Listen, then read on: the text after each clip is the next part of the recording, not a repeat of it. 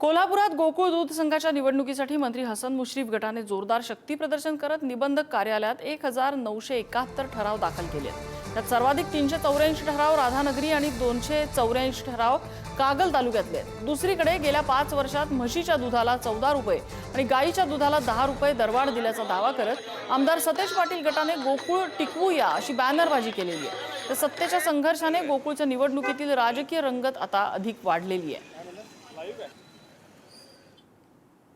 गोकुळच्या निवडणुकीसाठी आज राष्ट्रवादी गटाकडून शक्ती प्रदर्शनाने आपले ठराव जे ते दाखल केले जात आहेत। आपल्यासोबत स्वतः हसन मुश्रीफ जे शक्ती प्रदर्शनाने ठराव दाखल करत आहेत। खरं तर 1971 इतक्या मोठ्या प्रमाणात हे ठराव दाखल होत आहेत। कसा विश्वास आता ऐकणार निवडणुकीत? नाही, यावेळेला राष्ट्रवादी काँग्रेस पक्षाची शक्ती फार मोठी या जिल्ह्यामध्ये सहकालामध्ये आहे। जवळजवळ 2000 ठराव आज आम्ही एकत्रितपणे जाऊन देतोय। वास्तविक आज पाऊस 2 दिवस पडलेला होता, शेतकऱ्यांची कामाधामाचे दिवस होते, तरीसुद्धा आपण फार मोठ्या पद्धतीनं इथं शक्ती प्रदर्शन केलेलं आहे। खरं तर हा सगळा एवढे सगळे मतदार तुमच्या सोबत आहेत, त्यावेळी कसा विश्वास हा व्यक्त करताय?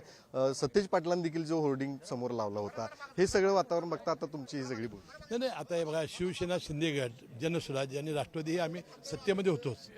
आम्ही गोकुळ वाचवलेला आहे आणि गोकुळ आता वाढवायचा प्रयत्न करतोय। देशात 1 नंबरचं नेण्याचं आमचं स्वप्न आहे। खरं तर महायुतीच्या अनेक घटक पक्ष तुमच्या सोबत आहेत, त्यांना सोबत न घेता स्वतः आपले या ठिकाणी ताकद दाखवायचं ताकदीने देणार आहेत ना ते। आता मला वाटतं सोमवारी शिवसेना शिंदे गट देणार आहे, मंगळवारी जनसुराज्य देणार आहे, देणार आहे ती नक्कीच। खरं तर अनेक पक्ष जे आहेत ते आपापले ठराव या ठिकाणी दाखल करणार आहेत आणि आपण आपली शक्ती प्रदर्शन करत या ठिकाणी ठराव दाखल करत असल्याची प्रतिक्रिया हसन मुश्रीफ यांनी दिलेली आहे। कॅमेरामन ओंकार वळवडेसह शेखर पाटील, पुढारी न्यूज, कोल्हापूर।